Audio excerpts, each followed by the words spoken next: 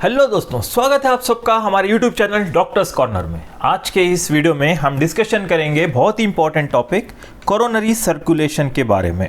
अब ये coronary circulation है क्या, इसकी क्लिनिकल सिग्निफिकेंस क्या है, आज हम पूरा डिटेल इसके बारे में डिस्कशन करेंगे। तो coronary circulation basically circulation to the heart, यानी कि जो हार्ट है यानी कि दिल, तो उसको जो ब्लड सप्लाई होती है हार्ट के मसल को, हार्ट की फंक्शनिंग के लिए जो सप्लाई होती है ब्लड सप्लाई, उसे कहते हैं कोरोनरी सर्कुलेशन। आमतौर पे हमारे जितने भी ऑर्गन्स हैं हमारे बॉडी में, जैसे कि ब्रेन है, किडनी है, लीवर है, स्केलेटल मसल्स है, तो सभी ऑर्गन्स को जो ब्लड सप्लाई करता है वो है हार्ट। हार्ट जो है पंप करता है और वहाँ से तकरीबन सभी ऑर्गन्स को ब्लड पहुँचता है। लेकिन ये हार्ट की फंक्शनिंग के लिए मेनली जो मायोकार्डियम जो मसल है, बीच का जो लेयर है, उसकी नॉर्मल फंक्शनिंग के लिए उसको खुद भी ब्लड की सप्लाई जरूरत पड़ती है। उस ब्लड सप्लाई को कोरोनरी सर्कुलेशन कहते हैं। ठीक है, तो आज के इस पर्टिकुलर वीडियो में हम क्या क्या डिस्कशन करेंगे, इसकी फंक्शनल एनाटॉमी, कैसे ये ब्लड सप्लाई करेगा, डिटेल एनाटॉमी में नहीं जाएंगे, इसके ब्रांचेस कितने हैं वगैरह, तो डिटेल एनाटॉमी में किसी और वीडियो में डिस्कशन करेंगे। Just functional anatomy. फिर नॉर्मल वैल्यूज के बारे में डिस्कशन करेंगे, नॉर्मल कितना होता है एक नॉर्मल अडल्ट में, सो नॉर्मल वैल्यूज के बारे में डिस्कशन करेंगे। फिर उसके बाद इसके कुछ सेलिएंट फीचर्स यानी कि पेक्युलैरिटीज के बारे में भी डिस्कशन करेंगे। ठीक है, फिर फाइनली रेगुलेशन, ये कंट्रोल कैसे होता है, regulation of the coronary circulation, यानी कि इसका जो ब्लड सप्लाई है उतना पर मिनट उतना ही क्यों पहुंचता है, कम ज़्यादा होने पर क्या होगा, और कैसे बॉडी के कंट्रोल मैकेनिज्म उसे कंट्रोल करते हैं। ठीक है, तो इस साइड हेडिंग्स को हम नज़र में रखते हुए आज के इस टॉपिक कोरोनरी सर्कुलेशन के बारे में बढ़ते हैं। और क्लिनिकली इतना इंपॉर्टेंट क्यों हमें इतनी डिटेल्स मालूम करने की ज़रूरत है, क्योंकि मायोकार्डियल इन्फार्क्शन यानी कि हार्ट अटैक, जो दिल का दौरा जो आमतौर पे कहते हैं, तो वो क्यों होता है, ये कोरोनरी सर्कुलेशन में गड़बड़ी होने की वजह से होती है। यानी कि दिल की जो खून की जो सप्लाई है, खून की जो नलियां होती हैं यानी कि ब्लड वेसल्स होती हैं, उसमें कुछ ब्लॉकेज आ जाए या सही से अगर खून हार्ट के मसल को नहीं पहुंचता है, तब इसके में यानी कि डिक्रीज ब्लड सप्लाई और इन्फार्क्शन यानी कि हार्ट अटैक, मायोकार्डियल इन्फार्क्शन यानी कि हार्ट अटैक हो सकता है। तो हार्ट अटैक का जो मेन कारण है कि कोरोनरी ब्लड सप्लाई यानी कि इस्केमिया होने की वजह से होता है। और उसके फिर दूसरे वजूहात हैं जैसे कि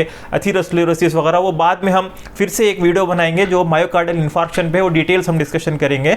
राइट नाउ कोरोनरी सर्कुलेशन पे स्टिक करें। ये फिजियोलॉजी में एमबीबीएस फर्स्ट ईयर में जो टॉपिक है बहुत इंपॉर्टेंट है, इवन फॉर थ्योरी एग्जाम्स लिखने के लिए भी 10 मार्क्स में बहुत बार ये क्वेश्चन पूछा गया है कि describe coronary circulation under this following headings. Okay, तो आइए पहले हम फंक्शनल एनाटॉमी पे जाते हैं।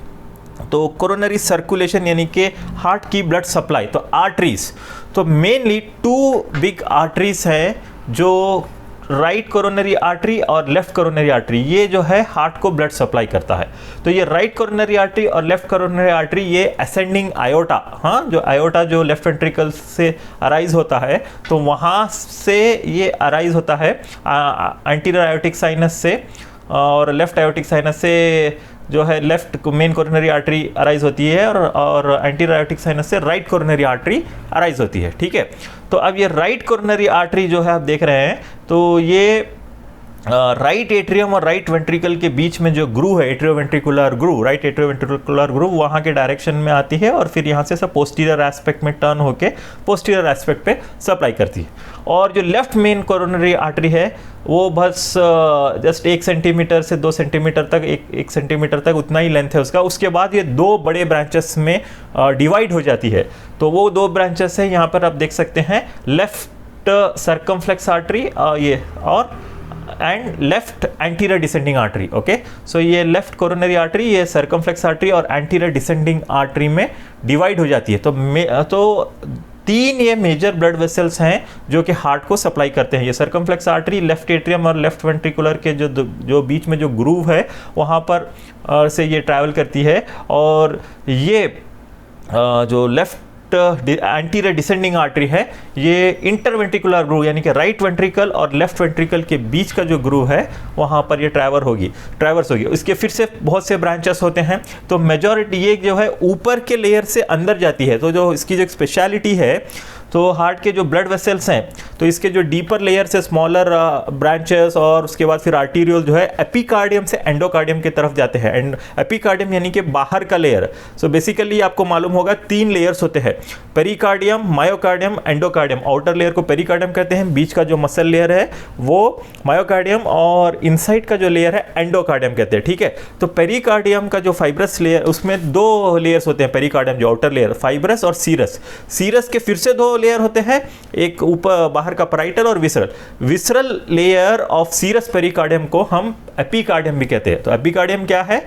ये पेरिकार्डियम का ही एक लेयर है।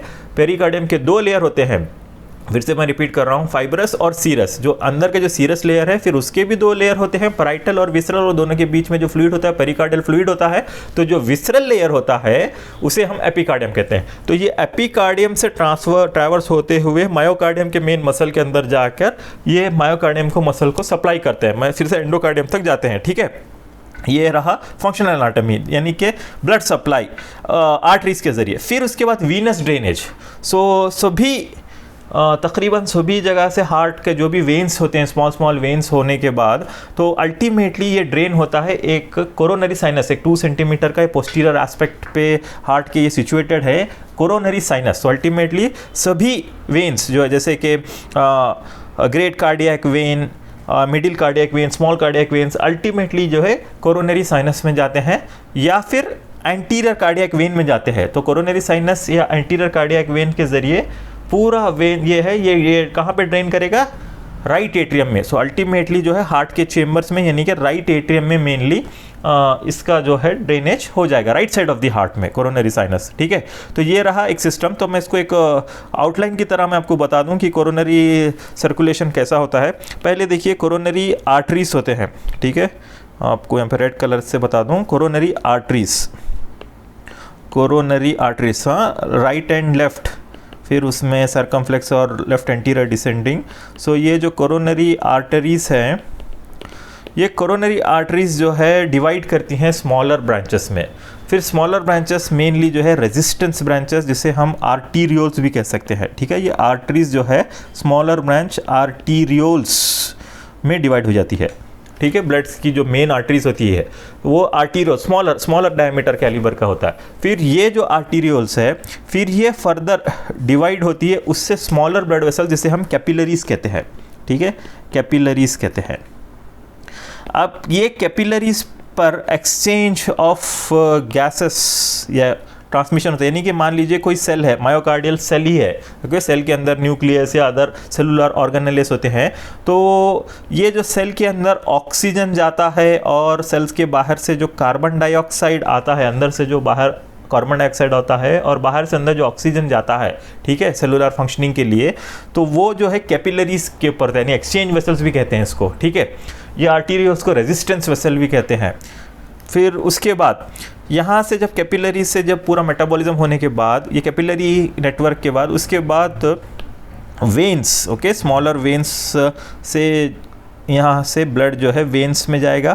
फिर ये सभी वेन्स से अल्टीमेटली जो है कोरोनरी साइनस में जाएगा। ठीक है, कोरोनरी साइनस में जाएगा या फिर एंटीरियर कार्डियक वेन में जाएगा। ठीक है, सो एंटीरियर कार्डियक वेन, फिर वहाँ से अल्टीमेटली हार्ट चेम्बर्स में, mainly right side of the heart, यानी कि राइट एट्रियम में जाएगा।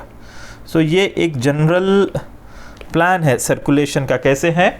पहले कोरोनरी आर्टरीज से स्मॉलर आर्टरीज में जाएगा, जिसे इंट्रामस्कुलर आर्टरीज कहते हैं। फिर छोटा arteriole, smaller blood vessels, arterioles से फिर से छोटी ब्लड वेसल्स होंगे, उसे कैपिलरीज कहते हैं। कैपिलरीज से अल्टीमेटली एक्सचेंज ऑफ गैसेस होगा। फिर उसके बाद या जो भी न्यूट्रिएंट मेटल एक्सचेंज लेवल जो है कैपिलरीज पे होता है, यानी सेल्स और ब्लड का एक्सचेंज कैपिलरीज पे होता है। उसके बाद वेन्स या वेनुल, स्मॉल वेन्स जाके अल्टीमेटली हार्ट में, कोरोनरी साइनस से हार्ट चेम्बर में आते हैं। ठीक है, उसके अलावा एक इंपॉर्टेंट टॉपिक और बता दूं मैं, थेबेसियन वेन्स बोल के भी होते हैं। तो कैपिलरीज से डायरेक्टली, ये जो वेन्स के बजाय डायरेक्टली ये एक छोटे से वेन्स होते हैं, थेबेसियन वेन्स कहते हैं। सो ये थेबेसियन वेन्स कोरोनरी साइनस के बजाय डायरेक्टली हार्ट चेम्बर्स में ये जाते हैं। ठीक है, सो कैपिलरीज से वेन्स और एक थेबेसियन वेन्स होते हैं, ये कोरोनरी साइनस से जाने के बजाय डायरेक्टली चारों हार्ट चेम्बर्स में ये ओपन होते हैं। इस टाइप के वेन्स को हम क्या कहते हैं, थेबेसियन वेन्स कहते हैं, ठीक है। उसी तरह और भी वेन्स इसी टाइप के वेन्स होते हैं, जैसे कि आर्टीरियोसाइनोसाइडल वेन्स, जो कि basically arterioles, okay, arteriosinusoidal veins, arteriosinusoidal veins. So from arterioles से वहाँ से कनेक्ट होकर ये भी डायरेक्ट हार्ट चेम्बर्स में चले जाते हैं। फिर उसके अलावा आर्टीरियो लुमिनल वेसल्स होते हैं। तो ये वेन्स नहीं, ये वेसल्स हैं, ओके, आर्टीरियोसाइनोसाइडल वेसल्स। और उसी तरह आर्टीरियो लुमिनल वेसल्स, आर्टीरियोलुमिनल वेसल्स। सो ये भी फ्रॉम लार्जर कोरोनरी आर्टरी से ये सीधा हार्ट चेम्बर्स में जाते हैं। तो ये एक जनरल लेआउट है, फंक्शनल एनाटॉमी है कोरोनरी ब्लड सप्लाई का। तो हमने इसमें आर्टीरियल ड्रेनेज और वीनस ड्रेनेज के बारे में हमने डिस्कशन किया है। उसके अलावा यूजुअली कोरोनरी आर्टरीज जो है एंड आर्टरीज होते हैं, यानी कि बीच में एनास्टोमोसिस नहीं होता, लेकिन अगर ऑब्स्ट्रक्शन हो तो एक फंक्शनल एनास्टोमोसिस स्टार्ट हो जाती है कोरोनरी आर्टरीज और एक्स्ट्रा कोरोनरी आर्टरीज के बीच में भी। सो एक्स्ट्रा कोरोनरी आर्टरीज यानी कि जो कोरोनरी आर्टरी के अलावा जो दूसरे आर्टरीज हैं उसके बीच में भी कभी कभार एनास्टोमोसिस हो सकती है। तो उसके जो आर्टीरियोल्स होते हैं, स्मॉलर ब्लड वेसल्स, उसके आर्टीरियोल्स और कोरोनरी आर्टीरियोल्स के बीच में भी ब्लड सप्लाई एक दूसरे के बीच में एनास्टोमोसिस होता है। तो एनास्टोमोसिस बहुत इंपॉर्टेंट है ये हार्ट की फिजियोलॉजी समझने के लिए, ब्लड सप्लाई के लिए, क्योंकि बाज़ वक्त जब कोरोनरी आर्टरीज में ब्लॉकेज हो जाता है एथेरोस्क्लेरोमाइटिस, प्लेक वगैरह उस होने की वजह से, तो ये एनास्टोमेटिक चैनल्स जो है फंक्शनल हो जाते हैं और जो एरिया में जहाँ पे ब्लड नहीं सप्लाई करता तो उसके ज़रिए हार्ट को ब्लड सप्लाई होता है, ठीक है। तो ये था फंक्शनल एनाटॉमी के बारे में हमने डिस्कशन किया। पहला ऑब्जेक्टिव आज का फंक्शनल एनाटॉमी हमने स्टडी कर लिया। अब उसके बाद अब आते हैं नॉर्मल वैल्यूज़। आपके नॉर्मल हार्ट को कितना ब्लड सप्लाई पहुंचता है। तो नॉर्मल वैल्यूज़ में देखिए, so heart will receive 5% of the cardiac output. Cardiac output कितना है आपने पढ़ा होगा। कार्डियक आउटपुट हम किसी और वीडियो में कार्डियक आउटपुट के बारे में डिटेल डिस्कशन करेंगे। अभी टाइम बिंग 5 लीटर्स पर मिनट होता है, तो उसका 5% यानी कि अराउंड 250 ml। सो 250 ml जो है पर मिनट हार्ट को खून पहुंचता है, okay. So out of 100%, 5 litre जो ब्लड हार्ट पंप करता है उसमें से वो खुद को 5% देता है, यानी कि 5% ऑफ द कार्डियक आउटपुट होता है, ठीक है। अगर हम उसको पर 100 ग्राम ऑफ द टिश्यू देखें तो 70 ml पर 100 ग्राम ऑफ द टिश्यू, यानी कि 100 gram of the heart tissue यानी हार्ट वेट, और पर मिनट तो 100 ग्राम ऑफ द टिश्यू के हिसाब से अगर देखिए तो हार्ट को 70 ml मिलता है। तो ये थे normal values. So normal value याद रखिएगा, नेक्स्ट एग्जाम में भी पूछा जा सकता है। हार्ट जो है 250 ml, तो ये सेकेंड हाईएस्ट उसको तकरीबन ब्लड सप्लाई मिलती है as compared to the weight, okay, so 250 ml पर मिनट। देन इसके अलावा अब हम ये नॉर्मल वैल्यू भी डिस्कशन किए। अब सेलिएंट फीचर्स, तो ये हार्ट का जो कोरोनरी सर्कुलेशन है इसकी क्या खूबी है, इसके क्या सेलिएंट फीचर्स है, अभी हम डिस्कशन करते हैं वन बाय वन। एक तो आपको नॉर्मल वैल्यू पता चल गया होगा, ये भी एक सेलिएंट फीचर है। सेकेंडली ये जो distribution of the blood flow है, distribution of the blood flow है, distribution of blood flow varies in different population group, यानी कि ये जो राइट कोरोनरी आर्टरी है तो ये डोमिनेंट होती है बास ह्यूमंस बीइंग्स में। तो 50% ऑफ ह्यूमन बीइंग्स में ज़्यादातर ब्लड राइट कोरोनरी आर्टरी से पहुंचता है, ठीक है, तो राइट डोमिनेंट कहते हैं। उसी तरह अराउंड 20% ऑफ द पॉपुलेशन में left side of the left coronary artery से ब्लड सप्लाई होता है, जो कि डोमिनेंट होती है, यानी कि ज़्यादातर ब्लड सप्लाई इससे होती है, तो लेफ्ट डोमिनेंट। और 30% ऑफ द पॉपुलेशन में both are dominant, okay. So ये जो है distribution of the blood flow varies होता है, यानी कि डोमिनेंसी बास कोरोनरी आर्टरी की होती है बास इंडिविजुअल्स में। फिर इसमें जो है extraction of the oxygen by the coronary arteries at rest is high, यानी कि हाई ऑक्सीजन डिमांड है इसका, यानी कि हाई ऑक्सीजन एक्सट्रैक्शन है मायोकार्डियम का। तो आपको मैं ये एक्सप्लेन कैसे करूँ हाई ऑक्सीजन एक्सट्रैक्शन कैसे है। तो जैसे ये कैपिलरीज में, ठीक है, कैपिलरीज और मायोकार्डियल सेल में जो एक्सचेंज होता है, तो मान लीजिए एक कैपिलरी है, ये कैपिलरी है, यहाँ पर एक आर्टीरियल आर्टीरियल्स होते हैं, फिर कैपिलरीज ख़त्म होने के बाद यहाँ पर वेन्स स्टार्ट हो जाती है, ठीक है, वेन्स या वेन्यूल्स स्टार्ट हो जाते हैं। तो ये आर्टीरियल एंड है, ये वीनस एंड है, ठीक है। सो आर्टीरियल एंड से जो है आमतौर पे ऑक्सीजन आ जाता है, ठीक है। उसके बाद ऑक्सीजन जो आता है वो सेल्स कैपिलरीज पे, ये कैपिलरी है, मान लीजिए ये कैपिलरी है, इतनी कैपिलरी है, ठीक है, ये एक सेल है, मायोकार्डियल सेल है। तो कैपिलरीज में से ऑक्सीजन बाहर से अंदर ऑक्सीजन आ जाता है, ठीक है। तो नॉर्मली आर्टीरियल ब्लड में देखिए 19 ml ऑक्सीजन होता है पर 100 ml ऑफ ब्लड, यानी अगर 100 ml of the blood will carry 19 ml, 100 ml खून में 19 ml ऑक्सीजन आर्टीरियल एंड पे होता है, ठीक है। तो ये जो कार्डियक टिश्यू है ये 19 ml में से तकरीबन ये है 13 ml अंदर ले लेता है ऑक्सीजन, ओके। 13 ml ऑक्सीजन जो है अंदर ले लेता है अपने फंक्शनिंग के लिए। तो अगर आप 19 में से 100 ml अगर ब्लड चला गया तो 19 ml में से अगर 13 ml अगर हार्ट का मसल ऑक्सीजन यूज़ कर रहा है, फिर वही 100 ml में वीनस एंड में कितना ऑक्सीजन बचेगा, कितना बचेगा? अगर हम 19 में से अगर 13 निकालेंगे तो वीनस एंड पे सिर्फ 6 ml रहेगा, यानी 100 ml का जो ब्लड पास हुआ है हार्ट के मसल के पास। तो गौर कीजिए 100 ml में से नॉर्मली 19 ml होता है, तो 19 ml में से तकरीबन 13 ml वो एक्सट्रैक्ट करके सिर्फ 6 ml बाहर देता है, यानी कि इसका जो ऑक्सीजन एक्सट्रैक्शन है वो है 70 to 80%। ऑक्सीजन एक्सट्रैक्शन कितना है मायोकार्डियल का? 70 to 80%, यानी कि 70 से 80% ऑक्सीजन ये विड्रॉ कर लेता है, ठीक है। अगर हम इसको कंपेयर करें विथ एनी अदर सेल, ये हार्ट का सेल है, ठीक है, ये हार्ट का यानी कि मायोकार्डियल का सेल है, हार्ट की जो मसल है मायोकार्डियम, उसके सेल की, हार्ट मसल सेल की बात कर रहा हूँ मैं, तो हार्ट का मसल सेल इतना ऑक्सीजन लेता है। अगर हम कोई और सेल देखें, कोई और ऑर्डिनरी सेल हमारी कोई दूसरी और बॉडी का, तो वो उसमें भी कैपिलरीज होते हैं, वहाँ पे भी ब्लड से ऑक्सीजन जाता है।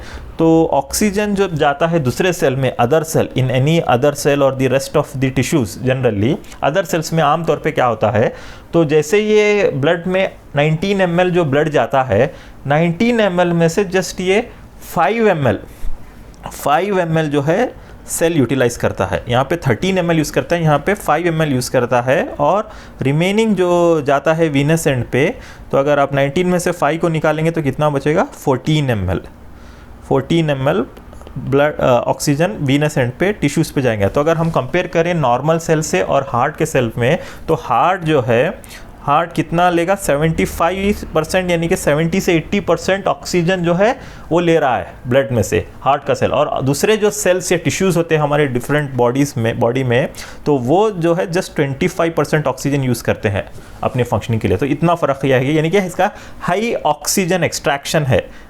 हाँ, तो मायोकार्डियल सेल जो है हाई ऑक्सीजन एक्सट्रैक्ट करता है अपने फंक्शनिंग के लिए। तो तकरीबन जो भी अगर 100 ml में जो ब्लड जा रहा है उसमें से तकरीबन 80% उसने अपनी फंक्शनिंग के लिए ले लिया।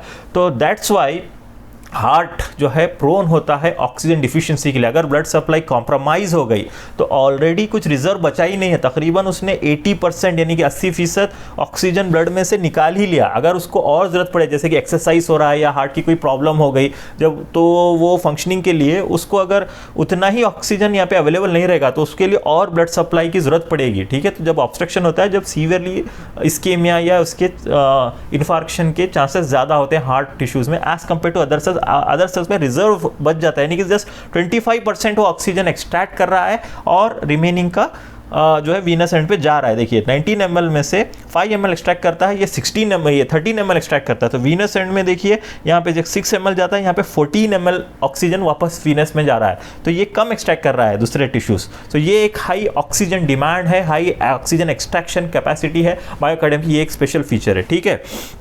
देन और एक जो है नेक्स्ट है कोरोनरी सर्कुलेशन जो है वो इसमें फेजिक चेंजेस नज़र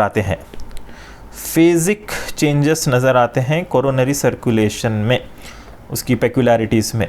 सो फेजिक चेंजेस क्या है कोरोनरी सर्कुलेशन में? देखिए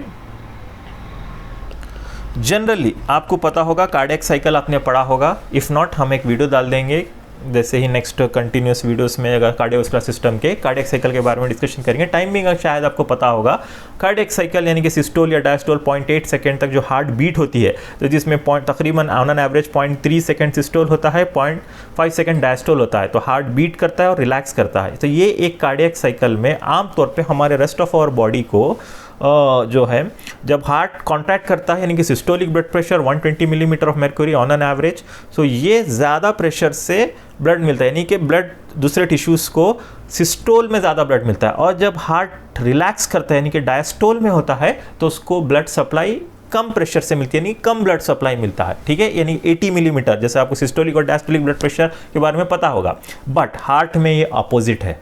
हार्ट में क्या होता है, सिस्टोल में यानी कि जब हार्ट कॉन्ट्रैक्ट करता है तब ब्लड सप्लाई कम मिलती है, और जब डायस्टोल है तब उसको ज़्यादा मिलती है। तो आपको ये मैं एक फ्लो चार्ट के ज़रिए समझा दूं या डायग्राम के ज़रिए समझा दूं इस तरह, यानी कि ये जो लेफ़्ट कोरोनरी ब्लड फ्लो है और राइट कोरोनरी ब्लड फ्लो यानी कि लेफ्ट वेंट्रिकल में ये देखिए आयोटिक प्रेशर यानी कि ब्लड प्रेशर का ये सिस्टोल है। तो जब सिस्टोल होता है, हार्ट कॉन्ट्रैक्ट होता है, तो उसका ब्लड सप्लाई जो है कम हो जाती है। ओके, और जब डायस्टोल है, जब हार्ट रिलैक्स होता है, जब आयोटिक प्रेशर जो है 120 के बजाय ये सिर्फ 80 हो जाती है, तो लेफ्ट वेंट्रिकुलर प्रेशर जब कम हो जाता है, ऑलमोस्ट ज़ीरो हो जाता है लेफ्ट वेंट्रिकुलर प्रेशर, तो जब जो है इसमें ज़्यादा ब्लड फ्लो होता है। तो सिस्टोल में ये देखिए, ये जो ब्लैक कलर का है लेफ्ट वेंट्रिकुलर प्रेशर है। सिस्टोल में लेफ्ट वेंट्रिकुलर प्रेशर जो है ज़्यादा होता है, 121 मिलीमीटर होता है। ओके, और आयोटिक प्रेशर 120 होता है। तो लेफ्ट वेंट्रिकल में थोड़ा सा ज़्यादा होता है। लेफ्ट वेंट्रिकल में देखिए सिस्टोलिक ब्लड प्रेशर कितना होता है, अगर हम देखें लेफ्ट वेंट्रिकल में सिस्टोलिक ब्लड प्रेशर जो है ये 121 थोड़ा सा ज़्यादा होता है, ताकि प्रेशर ग्रेडियंट बरकरार रहे और लेफ्ट वेंट्रिकल से राइट वेंट्रिकल तक ये जा सके। ठीक है, तो ये ग्रेडियंट बरकरार रहने के लिए ये चीज़ें होती हैं। तो इसमें लेफ्ट वेंट्रिकल में 121 मिलीमीटर लेफ्ट वेंट्रिकल में होता है प्रेशर। ठीक है, उसी तरह अगर हम आयोटा में देखें तो उसका जो प्रेशर है आयोटा में वो होता है 120 मिलीमीटर ऑफ मर्क्यूरी आयोटा में। ठीक है, ये आयोटिक प्रेशर है सिस्टोल में, और ये लेफ्ट वेंट्रिकुलर प्रेशर है। डायस्टोल में जो प्रेशर है आयोटा का डायस्टोल में 80 मिलीमीटर हो जाता है, और वेंट्रिकल का ऑलमोस्ट ज़ीरो रहता है, यहाँ पे ज़ीरो हो जाता है। ठीक है, वेंट्रिकल का ज़ीरो प्रेशर हो जाता है, 0 मिलीमीटर। तो इसमें जो है 121 मिलीमीटर से जो प्रेशर ग्रेडियंट होता है, उस वजह से लेफ्ट वेंट्रिकल से आयोटा में जाता है। तो यूजुअली सिस्टोल में जो है कम हो जाता है, डायस्टोल में ज़्यादा हो जाता है, अपोजिट हो जाता है। क्यों होता है? क्योंकि जो कोरोनरी ब्लड सप्लाई है, मैंने आपको स्टार्टिंग में बताया था, एपिकार्डियम से एंडोकार्डियम तक है, यानी बाहर से अंदर जाते हैं। तो जो कोरोनरी ब्लड वेसल्स हैं, तो एपिकार्डियल रीजन से मायोकार्डियल ब्लड वेसल ऐसे जाएंगे, और जब सिस्टोल कॉन्ट्रैक्ट हो गया तो ये जो थ्रॉटलिंग इफेक्ट है मायोकार्डियल फाइबर्स का, ये जो है मैकेनिकल कंप्रेशन कर देंगे अंदर के आर्टरीज को, और उस वजह से जब ये कंप्रेस हो जाता है सिस्टोल में, तो खून कम पहुंचेगा एंडोकार्डियल रीजन को। ठीक है, और जब ये रिलैक्स करेगा तो इसके जो ब्लड वेसल्स है थोड़ा ओपन हो जाएंगे, तो मैकेनिकल थ्रॉटलिंग कम होगी और ब्लड फ्लो ज़्यादा मिलेगा। तो अर्ली फेज ऑफ डायस्टोल में ज़्यादा होगा, और लेफ्ट वेंट्रिकल में ज़्यादा प्रेशर रहता है, इस वजह से लेफ्ट वेंट्रिकल में सिस्टोल में बहुत कम हो जाता है और डायस्टोल में ज़्यादा। राइट वेंट्रिकल का प्रेशर बहुत कम होता है। राइट वेंट्रिकल में जस्ट अराउंड 25 मिलीमीटर प्रेशर होता है, यहाँ पे 120 मिलीमीटर होता है सिस्टोल में।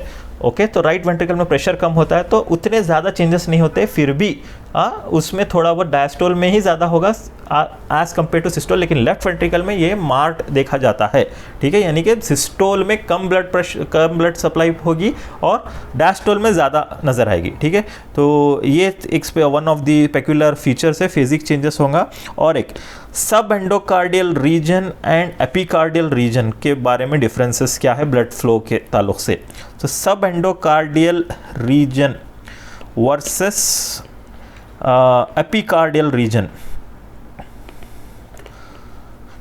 का ब्लड फ्लो। ओके, तो अगर हम दोनों की ब्लड फ्लो देखें, मैंने जैसे आपको बताया एपिकार्डियम से एंडोकार्डियम में ब्लड वेसल्स जा रहे हैं, यानी बाहर से अंदर जा रहे हैं।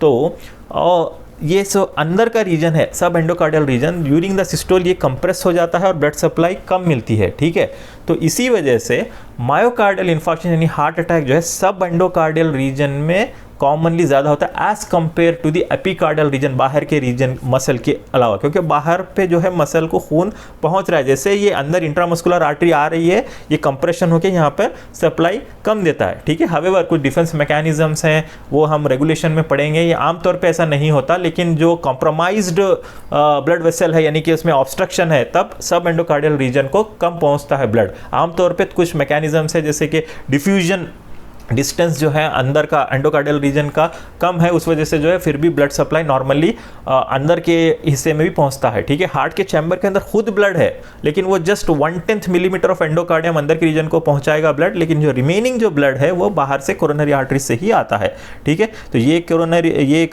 पेक्युलरिटी हो गया। और देखिए coronary blood flow shows auto regulation. Auto regulation बताता है, ऑटो रेगुलेशन यानी कि ऑर्गन की कैपेसिटी जो अपने ब्लड फ्लो को कंट्रोल कर सके, उसे ऑटो रेगुलेशन कहते हैं, ओके। तो कुछ ऑर्गन्स होते हैं हमारे बॉडी में, जैसे कि हार्ट है, ब्रेन है, किडनी है, ये अपने ब्लड फ्लो को खुद कंट्रोल कर सकते हैं, इसे कहते हैं ऑटो रेगुलेशन, ठीक है। तो ये ऑटो रेगुलेशन एक रीजन तक करता है, लेकिन अगर ब्लड प्रेशर फॉल हो गया 70 मिलीमीटर के नीचे, तो जब ये ऑटो रेगुलेशन काम नहीं करेगा। और ये ऑटो रेगुलेशन मेनली जो है एक लोकल रेगुलेशन है, हम उसके बारे में डिस्कशन करेंगे। सो ये closely coupled with cardiac metabolism, यानी कि कोरोनरी ब्लड फ्लो जो है is closely coupled with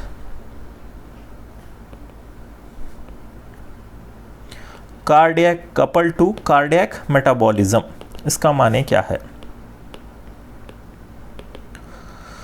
coronary blood flow is closely coupled to cardiac metabolism, यानी कि एक स्पेशल फीचर है कि अगर कार्डियक मेटाबॉलिज्म यानी अगर हार्ट का फंक्शनिंग यानी कि मेटाबॉलिज्म अगर बढ़ जाए तो कोरोनरी ब्लड फ्लो ज़्यादा हो जाएगा, अगर नहीं है, कम है मेटाबॉलिज्म, तो कोरोनरी ब्लड फ्लो भी कम या नॉर्मल रहेगा, ठीक है। इसका मतलब क्या, अगर किसी वजह से, जैसे कि एक्सरसाइज है, तो जब मेटाबॉलिज्म ज़्यादा हो रहा है, हार्ट ज़्यादा पंप कर रहा है, हार्ट को नॉर्मली जो है कार्डियक आउटपुट 5 लीटर्स पर मिनट करना है, लेकिन जब एक्सरसाइजिंग इसको जो है 3 से 4 गुना ज़्यादा ब्लड सप्लाई पहुंचानी होती है, बाद वक्त 6 से 7 गुना ब्लड सप्लाई ज़्यादा पंप करता है हार्ट, तो उस कंडीशन में तो हार्ट की खुद की फंक्शनिंग के लिए भी उसको ब्लड सप्लाई ज़्यादा होती है, तो उसको हार्ट को जो नॉर्मली 250 ml पर मिनट मिलता था, वो भी 3 से 4 गुना, यानी 250 ml के बजाय 750 से 1000 यानी कि 750 से 1000 ml पर मिनट उसको खून मिलेगा। तो जैसे ही अगर उसका हार्ट का खुद का फंक्शनिंग मेटाबॉलिज्म बढ़ जाएगा तो उसका ब्लड फ्लो ज्यादा हो जाएगा। कैसे होगा अभी हम रेगुलेशन में डिस्कशन करते हैं थे। तो ये एक फेजिक था। और कोरोनरी ब्लड वेसल्स को जो है कोलैटरल्स भी है, तो ये कुछ पेक्युलैरिटीज थे, यानी कोरोनरी ब्लड वेसल्स में कोलैटरल या एनास्टोमोसिस भी देखी जाती है। तो ठीक है, तो ये पेक्युलैरिटीज हमने डिस्कशन किया। अब हम आते हैं लास्ट टॉपिक रेगुलेशन के बारे में। Regulation of coronary blood flow, ये कंट्रोल कैसे होता है। सो मेनली देखिए इसके 2 मैकेनिज्म है। एक तो ऑटो रेगुलेशन है definitely. So the auto regulation ये खुद अपने को कैसे कंट्रोल करता है, तो वो है लोकल रेगुलेशन या मेटाबॉलिक कंट्रोल। एक लोकल रेगुलेशन है, एक नर्वस रेगुलेशन है, यानी कि ब्रेन से जो सिग्नल जाती है वो कोरोनरी ब्लड फ्लो को कंट्रोल करती है ऑटोनोमिक नर्वस सिस्टम के जरिए। सो न्यूरल रेगुलेशन और लोकल रेगुलेशन, ठीक है। सो लोकल रेगुलेशन बहुत इंपॉर्टेंट है। लोकली यहीं पर ही अपने आप को हार्ट अपने ब्लड वेसल्स अपनी कोरोनरी ब्लड सप्लाई को ये कंस्ट्रिक्ट या डायलेट करके अपने खून को कंट्रोल करता है। कभी कम चाहिए तो कम कर लेगा, ज़्यादा चाहिए तो ज़्यादा करेगा। तो कैसे करता है लोकल रेगुलेशन, बहुत इंपॉर्टेंट है। ये 1963 में एक साइंटिस्ट बर्न, इसने इसके बारे में बताया था, डिस्कवर किया था, जिसे हम बर्न्स हाइपोथेसिस भी कहते हैं। सो बर्न हाइपोथेसिस क्या है, तो ये जब हार्ट का जो मसल है, ठीक है, हार्ट का मसल है, जब जैसे कि एक्सरसाइज है या कुछ उसको स्ट्रेन है, ज़्यादा काम कर रहा है, तो उसके अंदर जो एडिनाइन न्यूक्लियोटाइड्स होते हैं ATP, ये ATP जो है ब्रोक डाउन हो जाती है ADP में या AMP में। फाइनली एक सब्सटेंस रिलीज होता है जिसे कहते हैं एडिनोसिन।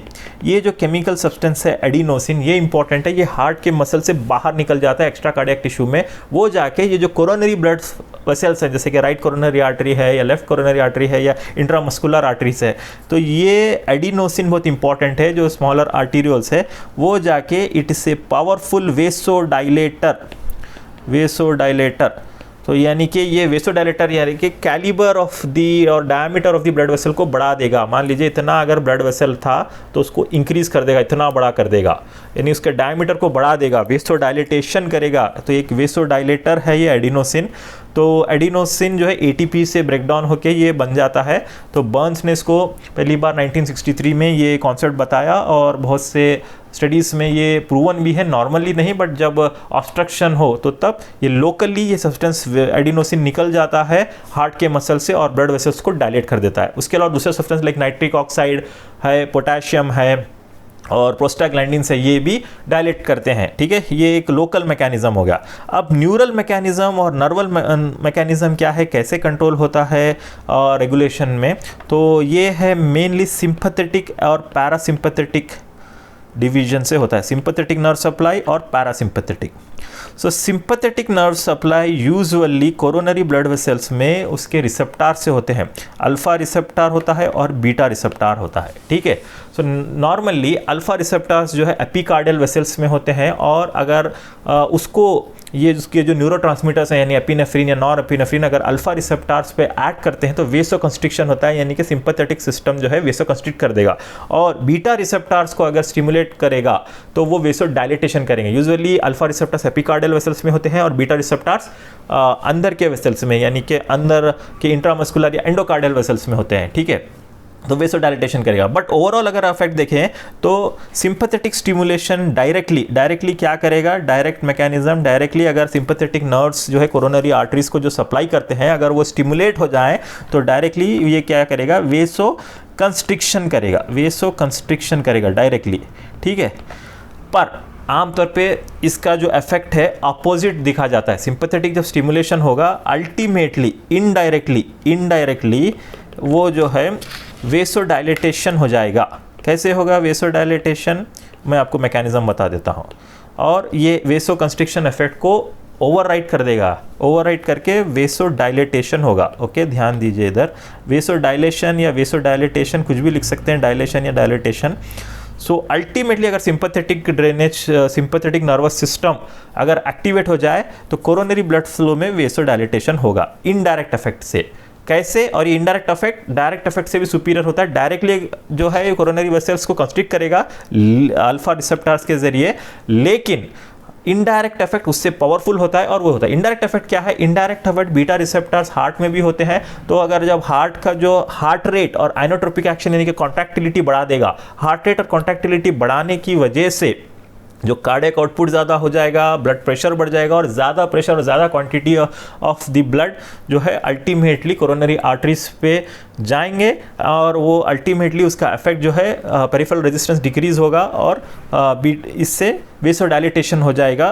तो अल्टीमेटली सिंपैथेटिक स्टिमुलेशन से जो है पेरिफेरल रेजिस्टेंस कम होने की वजह से वेसो डायलेटेशन यानी कि इंक्रीज कोरोनरी ब्लड फ्लो होगा, इंक्रीज कोरोनरी ब्लड फ्लो। ठीक है, अब पैरासिम्पैथेटिक का भी डायरेक्ट इफेक्ट क्या है, डायरेक्ट इफेक्ट ये है, ये एक्चुअली वेसो डायलेटेशन करेगा, लेकिन पैरासिम्पैथेटिक नर्व सप्लाई उतनी एक्सटेंसिव नहीं है सिंपैथेटिक के मुकाबले। तो इसका जो मार्जिनल इफेक्ट है वेसो डायलेटेशन, ओके, और वेसो डायलेशन, सो वेसो डायलेशन करेगा, लेकिन इनडायरेक्टली पैरासिम्पैथेटिक नर्व सप्लाई क्या करेगी, इनडायरेक्टली भी इसके जो इफेक्ट्स हैं वो ultimately decrease in the coronary blood flow करेगी इनडायरेक्टली, क्योंकि उसका जो एक्शन है वो reduces the heart rate, reduces the stroke volume, तो अल्टीमेटली कार्डियक आउटपुट कम हो जाएगा और डिक्रीज ब्लड फ्लो हो जाएगा, तो इनडायरेक्टली कम हो जाएगा। तो सिंपैथेटिक स्टिमुलेशन से जो है इंक्रीज ब्लड फ्लो होगा और पैरासिम्पैथेटिक से अपोजिट हो जाएगा इनडायरेक्टली। ठीक है, तो ये था नर्वस और लोकल रेगुलेशन इंपॉर्टेंट है, एडिनोसिन याद रखिए, इसकी वजह से ही एक पावरफुल वेसोडायलेटर है जो ब्लड सप्लाई कंट्रोल करता है। तो आइए हम समराइज करें आज के इस टॉपिक को, कोरोनरी सर्कुलेशन को। तो अंडर दिस फॉलोइंग ऑब्जेक्टिव्स हमने पढ़ा, functional anatomy, normal values, salient features and regulation. तो एनाटॉमी के बारे में हमने पढ़ा कि कौन से वेसल्स हैं, लेफ्ट और right coronary artery. Left coronary artery फिर से दो आर्टरीज में डिवाइड होती है। फिर हमने वेनस ड्रेनेज के बारे में भी पढ़ा, फिर हमने उसका कैसे सर्कुलेशन होता है कोरोनरी आर्टरीज से अल्टीमेटली हार्ट चेम्बर्स में कैसे जाता है, हमने डिफरेंट थेबेसियन वेसल्स के बारे में डिस्कशन किया। फिर उसकी हमने पेक्युलरिटीज़ के बारे में डिस्कशन किया, जिसमें हमने नॉर्मल वैल्यू के बारे में डिस्कस किया। फिर distribution of the blood flow varies होता है, राइट कोरोनरी आर्टरी और लेफ्ट कोरोनरी आर्टरी डोमिनेंट होता है बाज़ इंडिविजुअल्स में। और most importantly high oxygen extraction होता है मायोकार्डियल टिश्यू में, जो कि 70 to 80% oxygen myocardial cells blood में से निकालते हैं, अदर सेल्स जस्ट 25% निकालते हैं, तो ऑक्सीजन रिजर्व कम रहता है। और एक स्पेशलिटी है फेजिक चेंजेस है, सिस्टोल में कम ब्लड फ्लो होता है, डायस्टोल में ज़्यादा होता है, और सब एंडोकार्डियल रीजन ज़्यादा प्रोन होता है मायोकार्डियल इंफार्क्शन के लिए, और उसमें ऑटो रेगुलेशन से कंट्रोल होता है, और मेटाबॉलिज्म जो है कंट्रोल करता है कोरोनरी ब्लड फ्लो को। ये सेलिएंट फीचर्स थे। फिर कंट्रोल कैसा था, रेगुलेशन के बारे में भी हमने डिस्कशन किया, लोकल रेगुलेशन जो कि एडिनोसिन, और फाइनली नर्वस रेगुलेशन के बारे में भी हमने डिस्कशन किया। तो अगर आपको ये हमारा लेक्चर पसंद आया तो प्लीज़ लाइक करिए, हमारे चैनल को सब्सक्राइब करिए और अपने फ्रेंड्स को शेयर करिए। हम इसी तरह नॉलेजेबल वीडियोस पूरे सब्जेक्ट्स MBBS के हम बनाएंगे। मेनली फिजियोलॉजी में हम ज़्यादातर वीडियोस बनाएंगे, उसके अलावा मेडिसिन, सर्जरी, जो भी दूसरे सब्जेक्ट्स हैं, ENT, ऑफ्थाल्मोलॉजी वगैरह जो भी सब्जेक्ट्स हैं उसके भी हम थोड़े थोड़े वीडियोस हम डालते रहेंगे, और ये हेल्पफुल होगा आपको नेक्स्ट एग्ज़ाम के लिए भी, और आपके यूनिवर्सिटी के थ्योरी एग्ज़ाम्स के लिए भी, और जनरल नॉलेज के लिए भी आपके लिए बहुत इंपॉर्टेंट है। तो अपना ख्याल रखें और शेयर करिए हमारे इस चैनल डॉक्टर्स कॉर्नर को। धन्यवाद।